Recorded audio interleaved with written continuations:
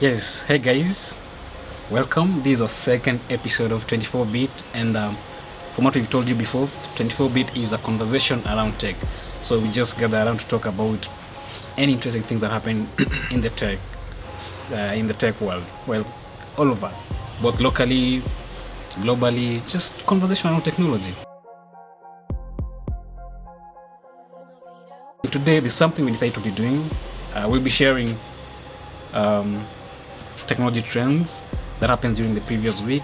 So for this second episode, we're going to talk about things that happened last week in technology. Well, in Kenya and basically all over. And there are a lot of things that happened, which we both wrote about in our different blogs, for example. And that's what we want to be talking about today in our in the second episode. And just to mention, we want to thank Lijibra for giving us this place to shoot this episode again. And you can visit www.lijibra.com to basically check what they can offer, especially if you're starting a blogger who's thinking of starting a blog. Check them out. They have nice packages you can check out. Yeah, so guys, I know so many things happened during the past week. I mean, since we last shot our first episode. I mean, we had a lot of things happening. We had Samsung launching a Note 8. We had Safaricom releasing its, what do you call again? What you call it? Sustainability report. Yes, exactly. We had Nokia 3310, is it the 3G? Yeah, being launched. A lot of other things that happened during the previous week. So I want us to start by, let's look at Samsung. They launched the Note 8. The pricing was ridiculous. Would you spend 104,000 shillings on a phone? Almost 105. Actually, 105,000 shillings. 105,000 shillings on a phone. Yeah. Would you spend that? Personally, I'm not the target market, so I'm saying no. No. But considering what the Note series has been, I can see why some people would spend so much money on it. So I'll not be. But for me, it's a no. Yeah. I mean, it's a cool device, right? Yeah. Let's all agree. I mean, the specs are It's good. It's but it's a good phone, probably one of the best you can buy right now. Yeah. And honestly, if I had 105,000 shillings lying somewhere, I'd buy it. I'm a long time user of the Notes, so I know what they offer, what they bring to the table, and I like the Samsung Notes for what they are. But the thing is, 105,000 shillings is a big ask for just the Kenyan market. So I think, it just goes with what they're pitching it as a business phone in Kenya. So that might work. A few executives here and there will want that phone because one, it's class, and then they can afford it and all that. But there's also the other aspect that it's no longer 3 years ago or 4 years ago. So for a third of the price of the Note 8, you get a phone that has every other feature you'd want in a phone today. You wouldn't be missing a thing. It just won't be the Samsung Note 8. So there's that bit. The world has moved, and then also these prices are just crazy. 100,000 shillings is too much. There should be, well, it's a free market, yes, but there should be a ceiling at some point. As far as a person, a consumer, there should be like a ceiling, because 100,000 shillings is crazy. Totally. Of course, the people to whom the Note is targeted won't see it as crazy. I mean, for them, that's real money. For them, probably that is pocket change, so they won't have issues. But for the rest of us, that is a lot of money. But you see, I was having a conversation with a guy at the launch, and he was saying, we are seeing these premium, ultra premium, he was calling them ultra premium smartphones, where the prices are so high compared to what they used to be. So we are seeing the trend, smartphones are getting more expensive by the day. So when you look at the Note 8, is it that expensive compared to what you are seeing on the market, or does it make sense? It doesn't make sense. I mean, to what we are seeing on the market, I mean, every manufacturer is targeting the high-end part of the market. Do you think? Yeah, but I think the pricing depends on who you're targeting. Well, I look at it that way. For example, Samsung are targeting executives of all these big people who can afford that amount of money and spending on a phone. When you look at other phones like, for example, the Oppo also A7 that was launched recently, they have a different target market. But you see, now the question is, what are you getting for the You're 105,000? basically getting the same experience as anyone else who buys a 20,000 shilling phone. Exactly. You can still call. Yeah. Okay, when you're talking smartphones these days, calling is the last thing you'll talk about. But primarily, there's the phone part in smartphone because you need to call, text, get online because we are all online these days. Yeah. Basically, those three things you're able to do on just about any phone, from something as cheap as the Safaricom Neon Kika to something as expensive as the Note 8. And the whole concept of a ultra premium smartphone, come on, doesn't exist. It's just a premium phone. Yeah. And then, we have high end, mid range, and then the low end. We're just creating niches for these devices and to justify crazy pricing. We shouldn't be there at all, because when you look at it, the prices could be low. Maybe the parts cost more, the technology, like Huawei's new phone will have artificial intelligence and all, but really we could prioritize what we need. If you are going to price your phone at 100,000 shillings, it's okay. Price it all you want, go with your people. But there's also the way in which markets work, which is different, because we're in Kenya. We don't have contracts, so people won't buy that phone at a $300 contract or $250 contract or $200 contract, which makes it affordable, and then the price accumulates over time as you pay in installments. So here you have to pay upfront the full 100,000 shillings. Of course, there are options like in a lipa letter, but that's as much as it gets, and there's just no way to say it. It's just crazy. We complain about the pricing and all that, but what feature mostly stands out on the Note 8? I mean, from what you wrote, what you read. For me, because I was at the launch, the things they talked about so much of the camera, they talked about performance, they talked about productivity, and that's about it. And the S Pen, of course. That's what every manufacturer actually. So when you look at those things they talked about, the price doesn't make sense actually to spend all that money on such a phone. It's basically I've had the privilege of interacting with all the Notes, including the Note 8 to this point, and owning a good number of them, actually all of them up to before Note 5. That point maybe I missed out on Note 4.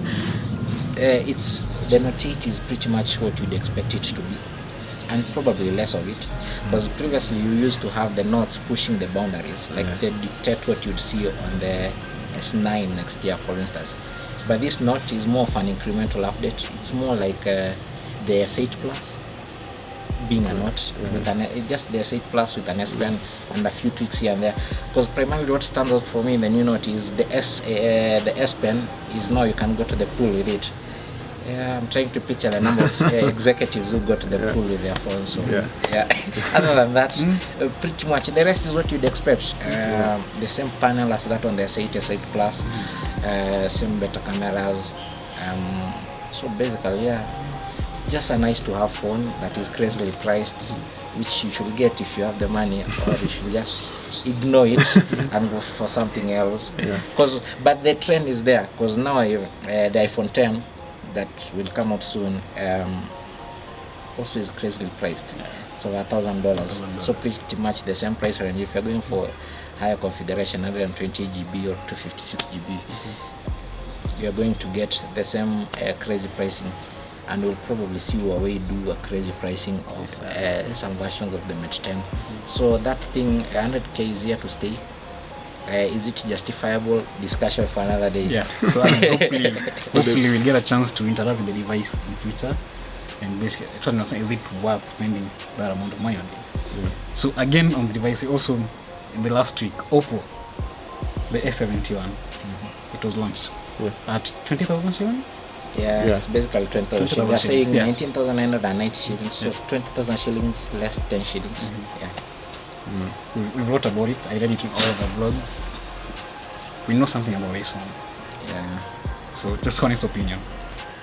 Could have been better.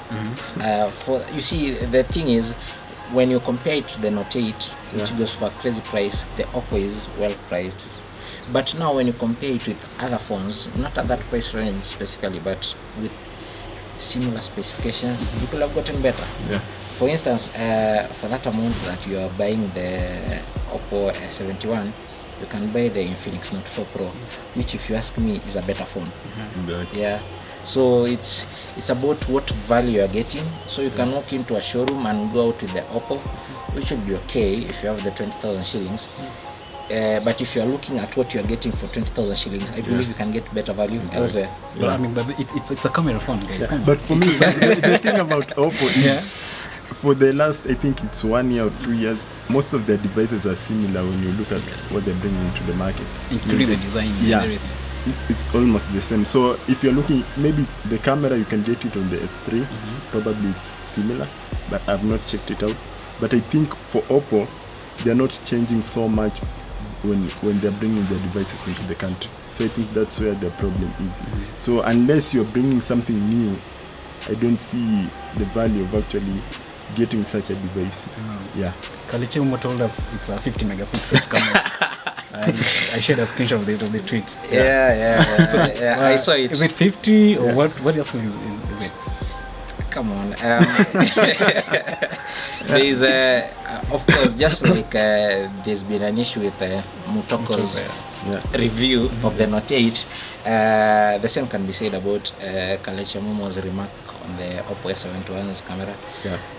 At this point in time, the camera is an important feature in most phones, and it is what actually a lot of customers go to first to look at a big consideration. So everyone making a phone out there, whether it's cheap, whether it's somewhere in the middle, or it's expensive, they make an effort to make sure the camera is outstanding. So what Oppo has done is, it will take, the camera will just take the photos at the resolution, normal resolution, but it does there's some software tricks. So it will be stitched to fit a 50 megapixel canvas. That's basically what happens. So when someone says outright that it takes 50 megapixel photos, they may not be so right, and also they may not be so wrong. Because it depends on your level of understanding. Because if you're explaining to someone who just walked into a store, that will be a good marketing trick. But I think but factually that's wrong. That's wrong. But at the end of the day, if you're looking for 50 megapixel result, but I think for me, I'll have a problem with her if she said it has a 50 megapixel camera. If she said that, I'll have a problem with that. But if she says it will take a 50 megapixel photo, then you can debate on that. The tweet actually read it's a 50 megapixels camera. That's wrong. Technically, factually, whatever. That's wrong. But I really want us to test that 50 megapixels camera. No, because it's just wrong, because it's not the first time that Oppo is doing this. The first time they did it was 3 years ago. I think they find 7 or something like 3 or 4 years ago. So they've been doing this for a while. What is outstanding is they brought that to an entry level.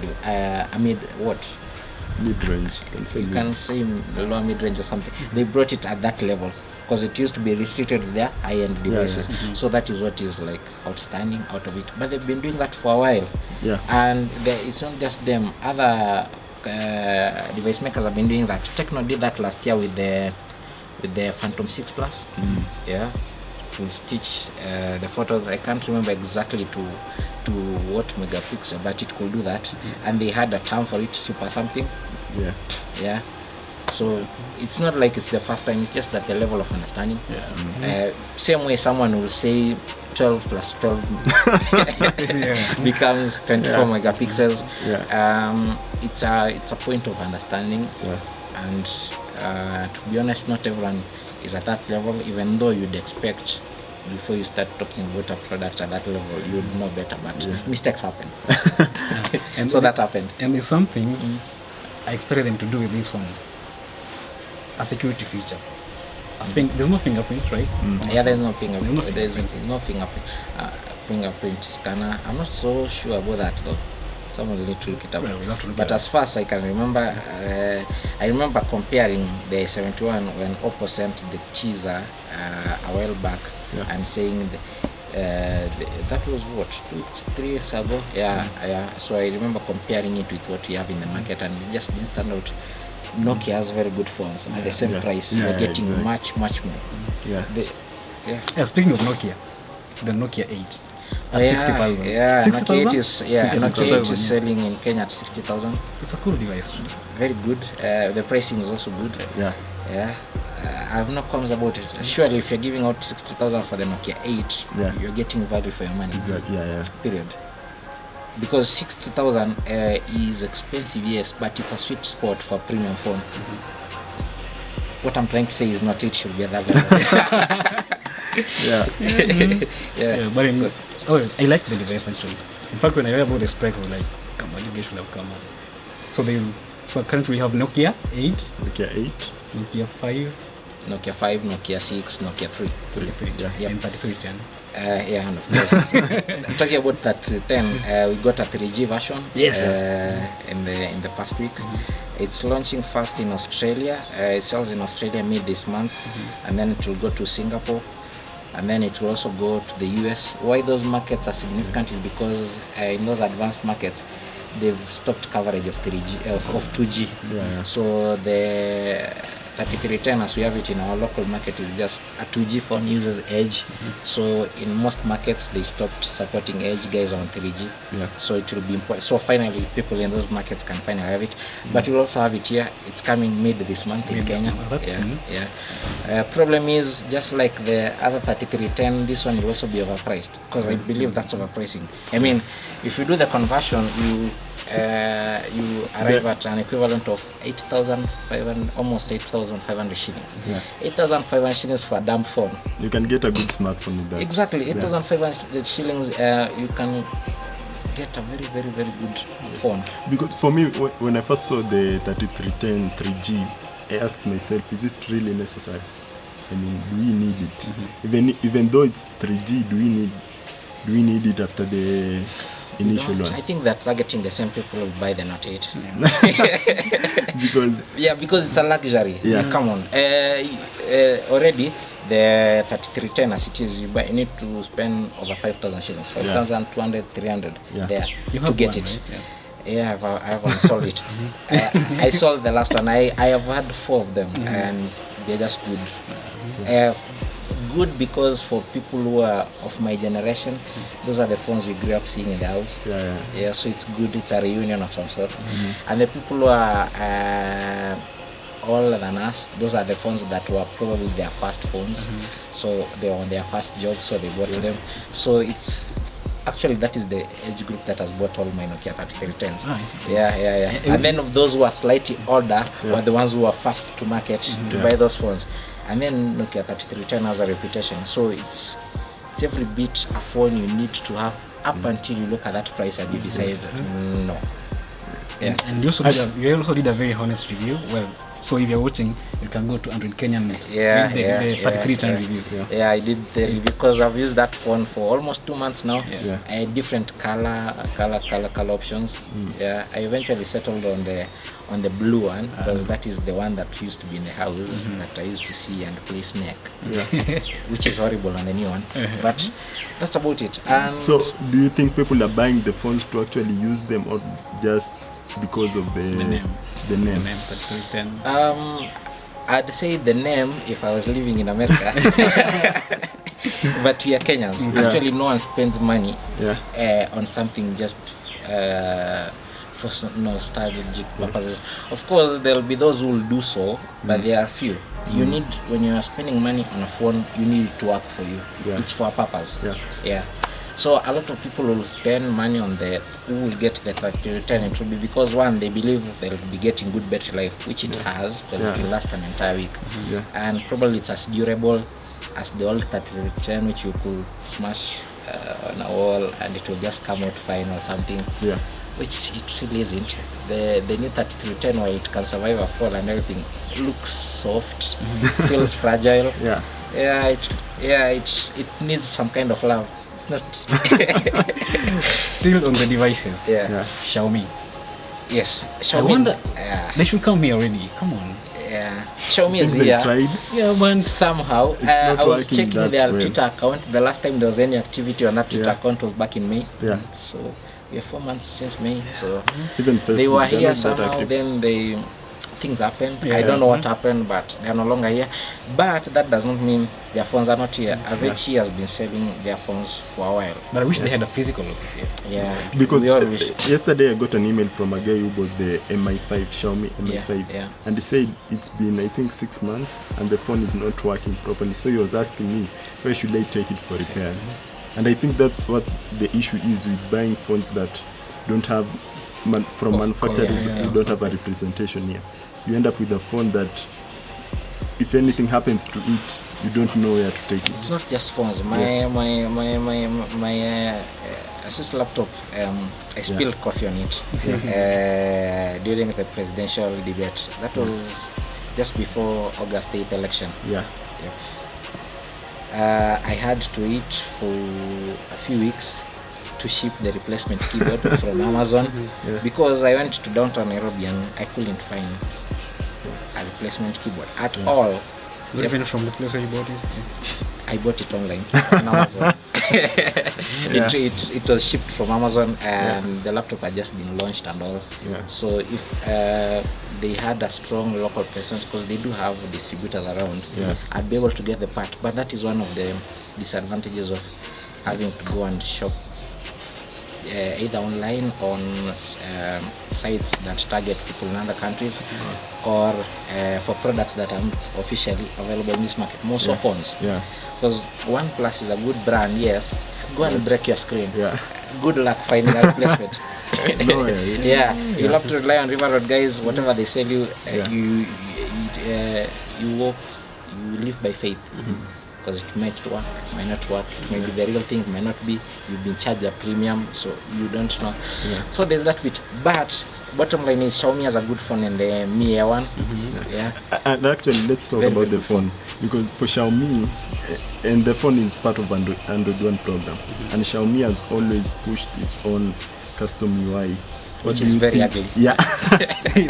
What do you think It's about very this ugly. new? Okay, ugly is subjective. Other people might find it, like my relatives might find it colorful and exciting, but But I think ugly is subjective. yeah. Because for me, if I'm buying And the limiting phone, probably. I don't want icons floating all over my home screen.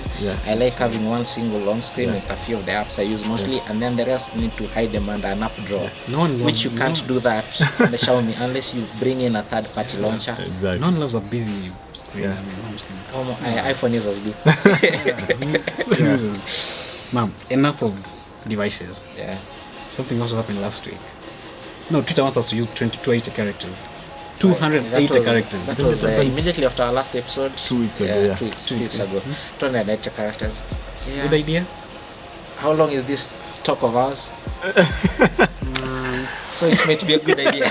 90 characters. No. So it might be a good idea if you're going to transcribe everything Yeah. you're talking here on Twitter. So That's Why basically not? turning Twitter into Facebook. For me, I have no problem with that. I mean, if you want to use it, you can use it. If you don't have to use it. And I don't see a situation where everyone is using the 280 characters. Yeah. Some people will use it, some will not. So if you want to use it, if you have so much to say, you'll use it. If you don't, just ignore it. But there was just something interesting about 140 characters. no, I'm looking at it this way. 200 and for those of us who've been on Twitter for so long, like 7-8 years, or even 4-5 years, we won't have issues using 140 characters because there's a psychological aspect. Every time I'm sending out tweets, I'm tuned to shorten them and make sure they're as brief as possible. 140 characters, they fit in there. So that will work for those of us who've been long-time users, Twitter users. But there are people who Twitter is cutting because it's not added up any new users in as many months. So it's been in a crisis. They need to add more users. So for people who are coming, like Facebook has an entire ecosystem, and there are more Facebook users. Like in Kenya, there are more Facebook users than this little Twitter bubble of ours that we always think we are many. So those Facebook users, if they are to switch to become active on Twitter again, or to come to Twitter if they want there, they'll find that useful. Because they're used to having a lot more room. For the rest of us, we can stick to our 140. 280 is nice to have. And then as we go along, we'll get used to being able to say more. I'm just thinking there, my timeline will be chaos. Because imagine on a 6-inch phone screen, Yeah. two people, just two tweets, 280, it's full. And it's a 6-inch. Yeah. If you're doing a 4.8 inch or a 5.1 inch or a 5.0 inch, You only need one. you only need one tweet and you're reading poems. But marketers are going to love this. Yeah. Yeah, marketers are going to love this, but as far as one of the principles of marketing is you need to be brief for the message to stick. So on Twitter, saying so much, by the time I'm scrolling past your Twitter, I've forgotten what you're saying. Yeah, I don't know. Marketers will want to stick with Twitter videos. Exactly. It will work. There are those, they are very brilliant chaps who come up with very creative campaigns. So it will work for people. I'm just thinking at this point, it's not meant for everyone. Yeah. Because I've tested the feature with exploiting that loophole we had on TweetDeck. So I've tested the feature here and there.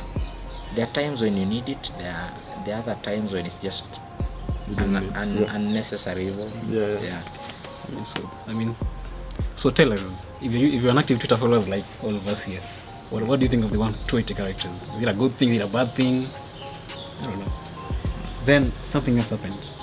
Our neighbors, Safaricom, they launched what they're calling the sustainability report. I think it was the 8th one. Yeah, they've been doing this for a while.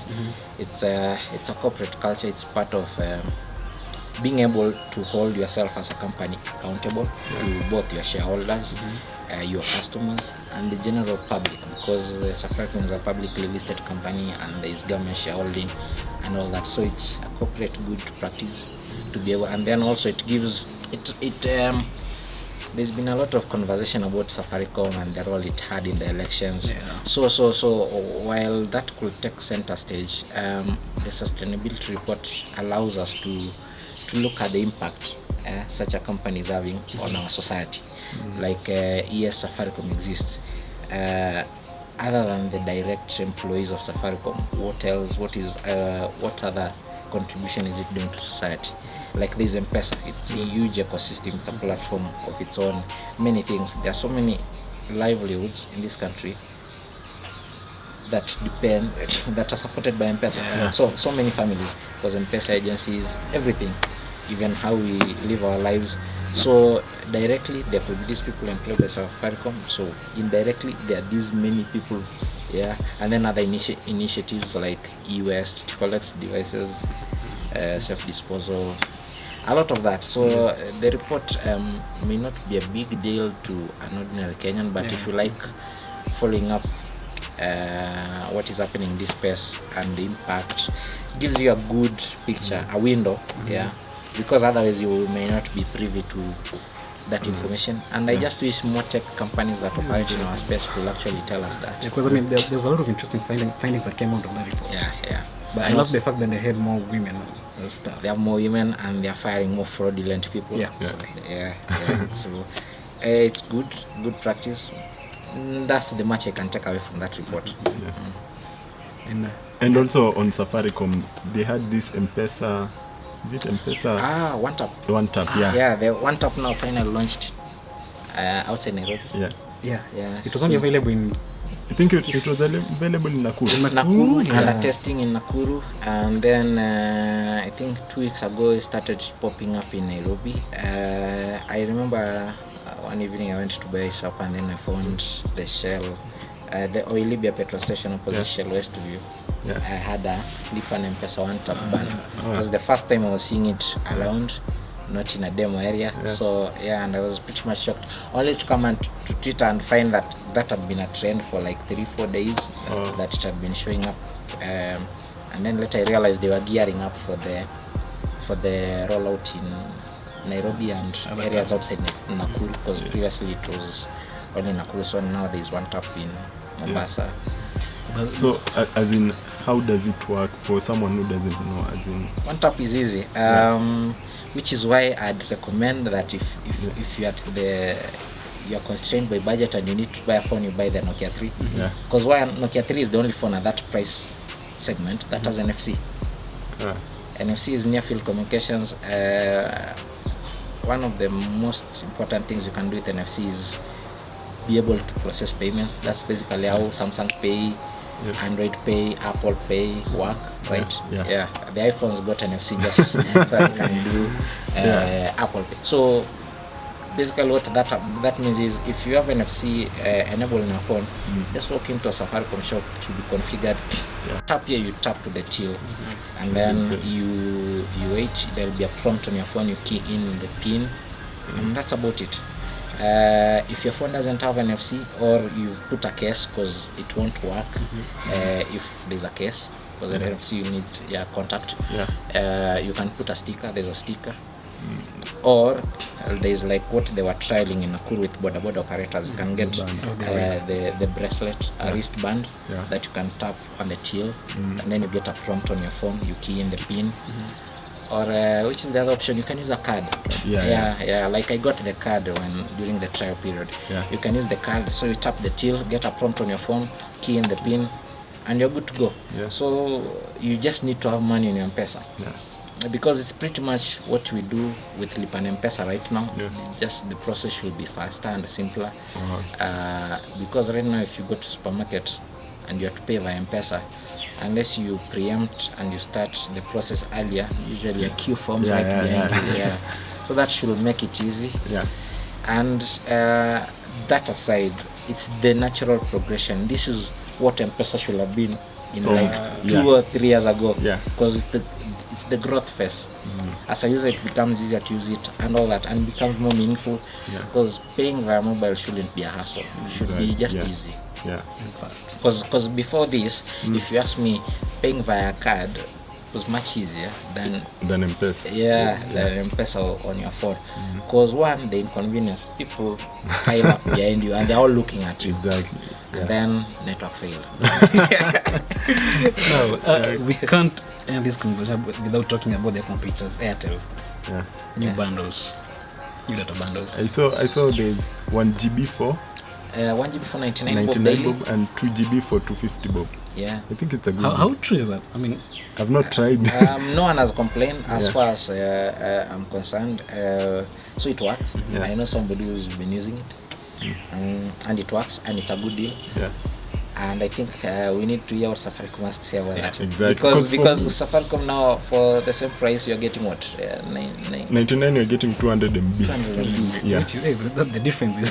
For me, I think if you need the 2 GB for it, it's a daily thing. So if you need 1 GB today, you just need 100 shillings, and you're good to go. But the problem I've had with Airtel for the past, I think, is 2 weeks. It's their systems have not been working properly. So when you are trying to buy your bundles, most of the time you end up with an error for the last, I think, 2 weeks or 3 weeks. But if you can buy it, well, good for you. We'd love to wait and see how this goes. So thanks, guys. That's what we heard about for our trending topics for the last week. Well, you can go on our different blogs, basically read about all these conversations, because all of us has content on these topics. For now, that's me, Nick Kanali. I blog at techtrends.co.ke. Chenzo Emmanuel, androidkenya.com. Kaluka Wanjala, techarena.co.ke. Thank you, and remember to subscribe, and watch. Keep sharing this video. And as we always say, there's so much content coming up on technology. So subscribe to our YouTube video, 24bit. You can follow us on Twitter at 24bit_tech. Like us on Facebook, 24bit. We're all over, including SoundCloud. So just go online, search for 24bit. If you're on iTunes, just look out for us there. Or if this is what I prefer, you can use Pocket Casts, look for 24bit, and be the first to get to know when there's something new from us. So we are all over. Thanks for watching, guys.